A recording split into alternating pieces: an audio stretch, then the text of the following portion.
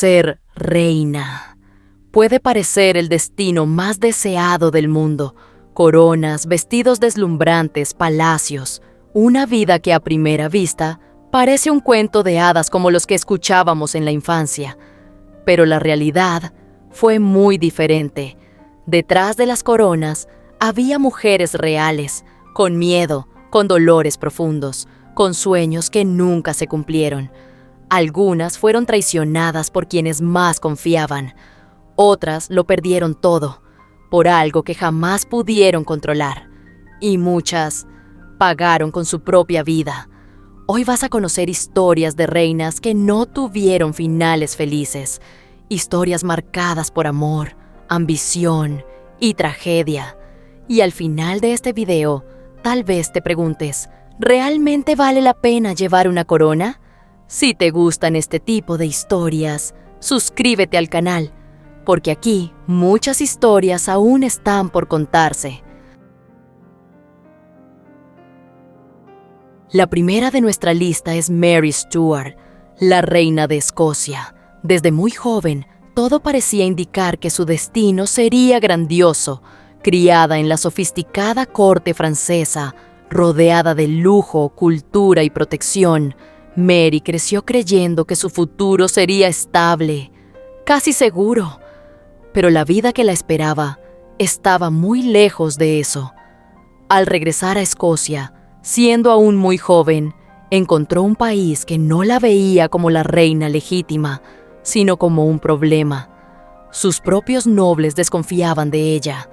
Muchos no aceptaban ser gobernados por una mujer y, en silencio, comenzaban a posicionarse en su contra. Como si eso no fuera suficiente, la vida ya empezaba a quitarle todo lo que amaba. Su primer esposo, el rey de Francia, frágil y enfermo, murió con apenas 16 años.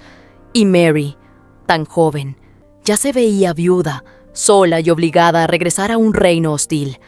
En ese momento, tal vez aún creía que podía empezar de nuevo. Pero su segundo matrimonio marcaría el inicio del fin. Con Lord Darnley, Mary encontró no a un aliado, sino inestabilidad, ambición y conflicto. La relación se deterioró rápidamente, hasta que, en una noche violenta, Darnley fue asesinado. Y entonces llegó el error que destruiría su imagen para siempre. Poco tiempo después, Mary se casó con el principal sospechoso del crimen, el conde de Bothwell. ¿Qué pasaba por su mente en ese momento? ¿Desesperación? ¿Presión? ¿Un intento de mantener el poder a cualquier costo? ¿O simplemente ya estaba demasiado rodeada como para tomar una decisión segura? A partir de ahí, su caída fue inevitable. La nobleza escocesa se volvió completamente contra ella. Mary fue arrestada, humillada y obligada a abdicar del trono a favor de su propio hijo, aún un bebé. Sin opciones, huyó a Inglaterra, buscando ayuda en la única persona que tal vez podía protegerla, su prima, la reina Elizabeth I. Pero lo que encontró no fue refugio, fue una prisión. Para Elizabeth, Mary no era solo una pariente en apuros, era una amenaza viva, una reina legítima, católica y demasiado peligrosa para ser ignorada. Durante años, largos, silenciosos y solitarios años, Mary fue mantenida en cautiverio, de castillo en castillo, siempre vigilada, siempre aislada. 18 años esperando, por libertad o por misericordia. Pero su destino quedó sellado tras la rebelión del norte, un intento de colocarla en el trono de Inglaterra.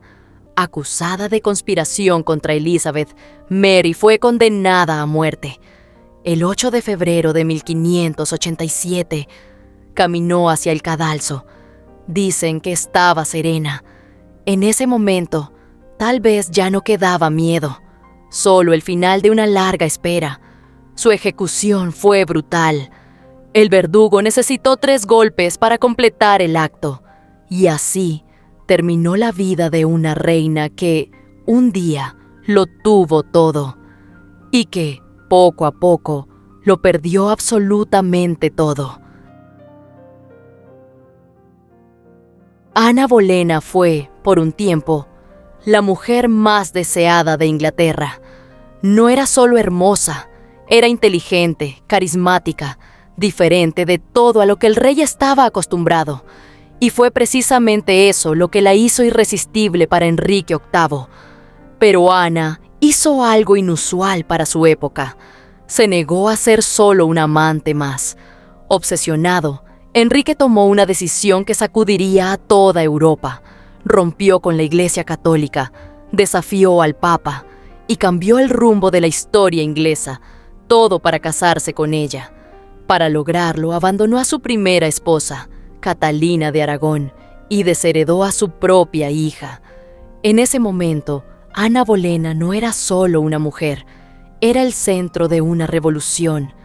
Tal vez veía todo eso como amor, o tal vez sabía que estaba entrando en un juego demasiado peligroso para salir ilesa, porque, en la corte inglesa, el favor del rey lo era todo, y también era pasajero. El matrimonio comenzó con promesas, esperanza y presión. Sobre todo, había una expectativa que pesaba sobre Ana: darle al rey el tan esperado heredero varón. El heredero que no había tenido con Catalina, el heredero que aseguraría la continuidad de la dinastía Tudor. Pero el heredero nunca llegó, y poco a poco, la mirada de Enrique empezó a cambiar. El encanto se convirtió en frustración, la admiración en impaciencia, y entonces quedó claro: el rey necesitaba otra esposa, y para eso Ana debía desaparecer del camino.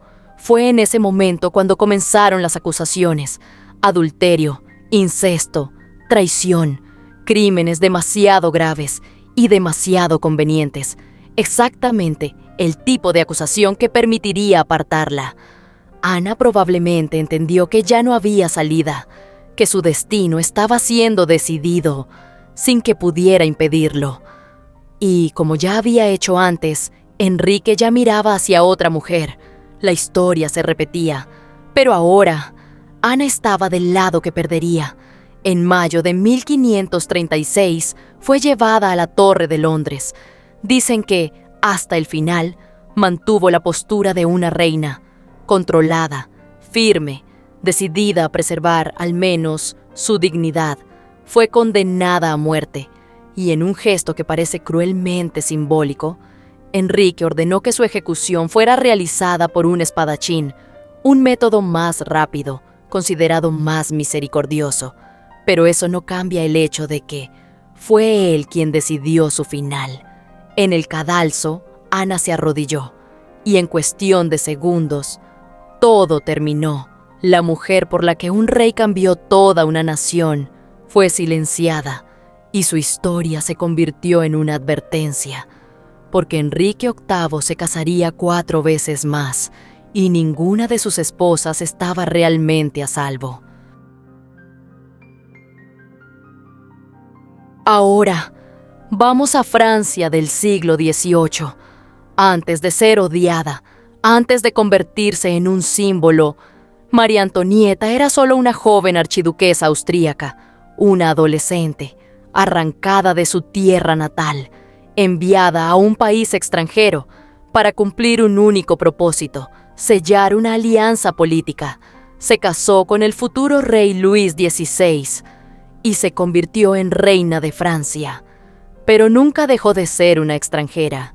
En la corte francesa, cada uno de sus gestos era observado, cada palabra juzgada, cada error amplificado. Bajo tanta presión, María encontró refugio en algo muy distante de la realidad de sus súbditos: el lujo, vestidos extravagantes, fiestas suntuosas, una vida que para ella podía parecer inevitable dentro del papel que debía representar, pero que para el pueblo era vista como un insulto. Mientras tanto, fuera de los palacios, Francia se hundía. Crisis económica, hambre, rebelión, y poco a poco María Antonieta dejó de ser una persona para convertirse en un símbolo de todo lo que estaba mal. Fue llamada Madame Déficit, ridiculizada, odiada, y aunque estaba alejada de la realidad del pueblo, muchas de las historias que se contaban sobre ella ni siquiera eran verdaderas. Pero en tiempos de revolución, la verdad no siempre importa. Cuando la monarquía comenzó a derrumbarse, ya no había salida. María Antonieta fue arrestada, junto con su familia, y dentro de las frías paredes de la prisión presenció el colapso total de su vida. Su esposo fue ejecutado y, poco después, su hijo le fue arrebatado, un niño de apenas 8 años, solo sometido a una fuerte presión e influencia de los revolucionarios, mantenido en condiciones duras y utilizado como instrumento contra su propia madre. María fue acusada de crímenes extremadamente graves contra su hijo, y el niño, bajo esa influencia, fue llevado a confirmar esas acusaciones. El juicio fue solo una formalidad. La sentencia ya estaba decidida. El 16 de octubre de 1793, María Antonieta fue llevada a la Plaza de la Revolución, sin corona, sin poder, sin defensa. La misma multitud que un día la observó con curiosidad, ahora gritaba por su muerte. Y aún así, hay un detalle que atravesó los siglos. Al subir al cadalso, accidentalmente pisó el pie del verdugo y le pidió disculpas, un gesto simple, casi automático. Tal vez el último vestigio de la joven educada que un día dejó su hogar, sin imaginar el destino que la esperaba. Y entonces, la hoja cayó, y con ella llegó el fin de toda una era. Estas mujeres llevaron coronas, pero vivieron como prisioneras de sus propios destinos. Fueron reinas, tuvieron poder, influencia, estatus, pero al final, eso no fue suficiente para salvarlas. Mary Stuart pasó años esperando libertad y encontró la muerte. Ana Bolena vio cómo el amor de un rey se convertía en una sentencia. María Antonieta fue juzgada no por quién era, sino por lo que representaba. Y quizá la parte más inquietante de todas estas historias es darse cuenta de que no fueron derrotadas por errores propios, sino por circunstancias, por expectativas imposibles, por juegos de poder, en los que eran piezas y no jugadoras. Al final, la corona que parecía un privilegio se convirtió en un peso que, para algunas, fue imposible de cargar. Ahora quiero saber de ti, ¿cuál de estas historias te impactó más? Y, en tu opinión, ¿cuál de estas reinas tuvo el destino más cruel? Cuéntamelo aquí en los comentarios. Y si te gusta este tipo de contenido, no olvides dar like al video y suscribirte al canal.